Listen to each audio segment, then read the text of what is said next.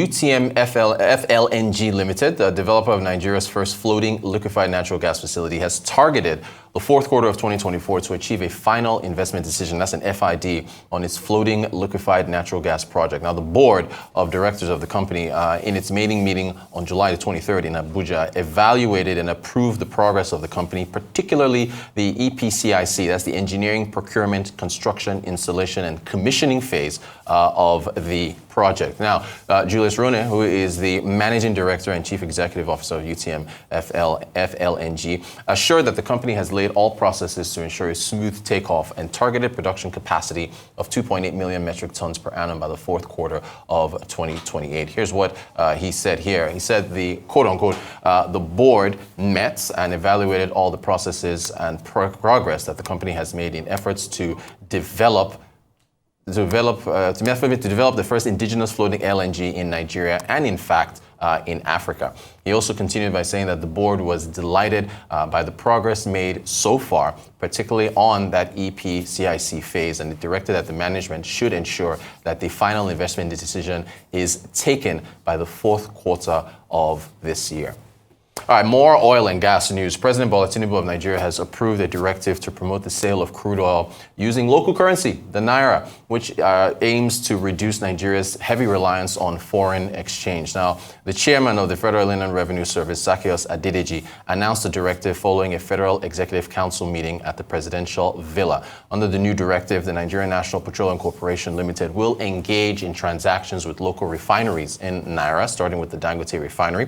Subsequent sales of the refinery's products will also be conducted in Naira. The decision aims to reduce the substantial reliance on foreign exchange for crude oil imports, which is currently about 30 to 40% of Nigeria's FX expenditure. We are looking for local solution, innovation to permanently solve our problem. Today, we are not doing anything new. Today, that is what I said. The current scenario is that Dangote and NNPC are in transaction. But what do? Dangote will open letter of credit just to procure crude oil from NNPC. And NNPC will also open letter of credit to purchase PMS or refinery refined product from Dangote Refinery. And both of them, NNPC will sell in Naira. This is mismatch. And you know dollar is not our currency. So when you open letter of credit, apart from finance fee that you pay to all these foreign banks that you need to go to foreign market. It's like me and my brother want to transact here in Nigeria and we open bank accounts in New York. I will go and look for dollar to pay to New York bank. My brother will go and look for dollar to pay to New York bank for the product that we exchange at our backyard. So, Mr. President says this is not economical. And I just explained that this puts 30% pressure on our foreign exchange. All right, earlier I spoke with Uwa Osadiaye, who is with FBNQuest Funds. My first question to him was, does it matter if this is sold in Naira or in US dollars? Isn't the main point of this to just make sure that fuel is refined and available in Nigeria? Here is our discussion. Well, it helps the value chain. Because if you supply a refiner in Naira, the refiner, of course, is selling domestically, or the main target is to sell domestically, and consumers buy in Naira. So what you do is, if you sell the product, the crude in Naira, you eliminate FX imbalances that occur, from the USD Naira mismatch. The second thing is that you also reduce the volatility in pricing, the number of variables that you don't control. So if you think about it, every country that imports petroleum products is affected by two things. Actually, if you are not the United States of America, the first is the price of the product, which varies on a daily basis, and then the second is the currency fluctuation. So, you see what's happened in deregulated products here, diesel, kerosene, been affected by a spike in those products on the global market, and also the devaluation of the Naira that we've seen happen over the last 12 months. Okay, so what about the opportunity cost of that portion of crude being sold in Naira that could have been sold in US dollars? Is Nigeria's revenues not being affected? We need all the FX that we can get to stabilize the currency. So is there not going to be a hit to our revenues in foregoing that USD sales? Well, revenues wouldn't really be hit because you're selling the same volume of crude. Where you receive in Naira or dollars really doesn't matter. I think the real issue is the impact on the reserves. But it's a delicate balancing act. What the country potentially will forego in crude sales, in crude inflows from crude sales, which comes in USD. On the other end, what you then have is you have lower demand for FX to import petroleum product. And if you think about it, if we get the refining business, if we get it done properly and we get it into a state where the refineries, products from the refineries are in excess of our local demand, and in that situation, we will then be in a situation where our local refineries are exporting products, whether to West Africa, across Africa, to Latin America, and perhaps Europe. Now, speaking of the exchange, just a follow-up question on that. What rates do we expect this crude to be sold at to these local refineries? I mean, ordinarily, you expect a rate like NAFEX, will be used. But given that that rate that will be used will be subject to, policymakers' discretion. So basically, whatever rates will be used will be managed going forward, to stabilize prices at the pump. At situations where the country finds crude oil prices, spiking globally, I would expect that whatever rates policymakers agree on would be static, during high volatile crude oil price situations. All right, now, whether you are selling the crude in Naira or dollars, there's still the issue of the volumes. I'm not sure if we're still doing direct sale, direct swap, and then the settling of joint venture cash calls, the amount of crude oil sales, future crude oil production that has been leveraged for loans. Is there not a concern to be had in terms of the amount of volumes that will be available for sale to the local refineries?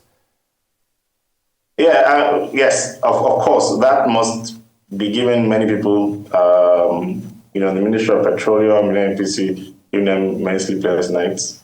And right now, our production is somewhere around 1.3, 1.4 barrels a day, excluding condensate.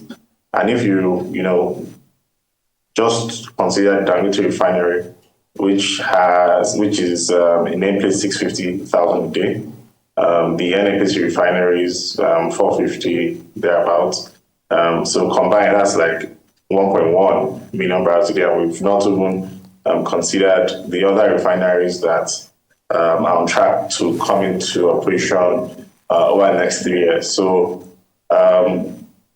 I do not expect all Nigeria's production, even the unencumbered volumes, will be supplied to local refiners. I think the ideal thing to do at this initial stage would be a portion of our production will be supplied to refiners, at initial stages. And over time, subsequently, try to raise our production numbers from where they are to north of 2 million barrels a day. You mentioned the Dangote Refinery. So we sell crude to the Dangote Refinery in Naira. They refine it. What price do we expect that to be sold, I guess, to wholesalers that will now distribute? Are we not going to get into this subsidy territory matter? Do we not expect the refinery to to sell at an open market price? What do you think happens there? Well,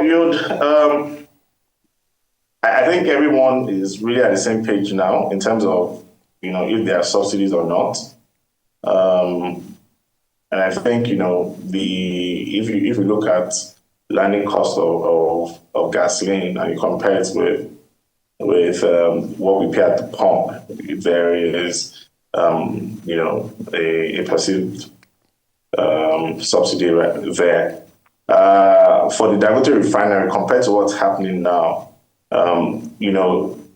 the sort of costs that will be eliminated are freighting costs. So on one end, you ship crude to a refinery offshore. You pay your freight cost, you pay your related charges, taxes, and all that, and then you import products to Nigeria. So you pay freight on that, you pay related taxes, you have to open LCs, so you have your funding costs there. All of that, when you have domestic refining, is eliminated. I think last year we sort of did an internal calculation. I think it came up about roughly 20-25% of product costs. So in an unsubsidized environment, you would expect open market prices would be roughly 25%, 20% lower than if you import your product. So that's the best sort of description we can give at the moment. All right, you talked about the need to raise crude oil volumes back to 2 million barrels per day. There's the issue of oil theft. A couple of weeks ago, Chief of Defense Staff Christopher Musa said that in 3 months' time, oil theft will be dealt with. So that's about October. It hasn't been dealt with up until this time. Do you think we can take the authorities at their word that this is something that will finally be ended? Well, we hope for the best and wish him, we wish the defense, the military, all the best in the effort to curb, the scourge really in the oil industry, which is, the disruptions that happen frequently and theft that we've had to deal with as a country. I don't really know if it will succeed or not, but as a Nigerian, I hope that the efforts of the defense ministry, succeed at this time, because the country does need our oil industry to be firing on all cylinders at the moment. Now, I want to take you back to a back and forth that's been going on between Aliko Dangote and the regulators. Of course, there was a meeting that was chaired by the Honorable Minister of State for Petroleum Oil, Heineken Lopobore. So it looks like fences have been mended. But he did, that is, Aliko Dangote did make an allegation that there's a blending plant in Malta, apparently owned by NNPC officials. Mele Kyari did come out to refute that, deny it, saying that he doesn't have any knowledge of such. But the data has shown that there was a spike in refined fuel imports from Malta. There was no imports, zero imports from 2017 to 2022. All of a sudden, in Q2 2023 up until Q4, we just suddenly saw a spike. What do you make of that? Because I don't believe Malta is an oil and gas heavyweight. So what do you make of that? Is the data telling us a story? Well, I don't really have comments on that, because I don't have first-hand information. But clearly, it appears that imports from Malta have, based on data, have significantly grown over the last year. It could be that the NNPC is getting better priced volumes from there, but I don't have a lot of comments on that subject. All right, fuel supply issues, fuel scarcity. You've seen the lines popping back up here in Lagos and in some parts of the FCT. The NNPC put out a statement over the weekend saying there was a hitch. Can we finally say goodbye to these going forward if we can sort out supply from local refineries. How do you see this dynamic with the continued scarcity we keep running into? How do you think that gets sorted out? In terms of the logistics, if you have local refinery, logistics clearly becomes simpler. So issues with getting vessels to bring products from Europe or bringing products from Asia, that's done with.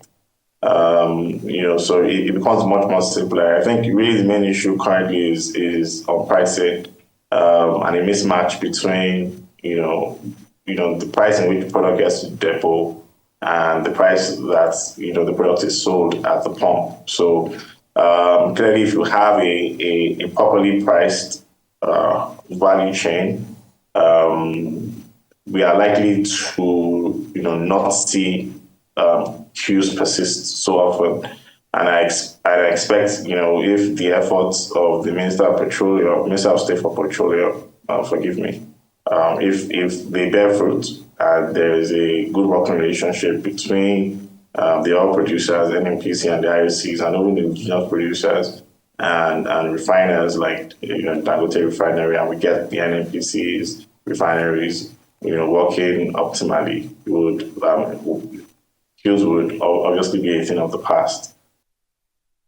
All right, Uwa Osadiaye there with FBNQuest funds.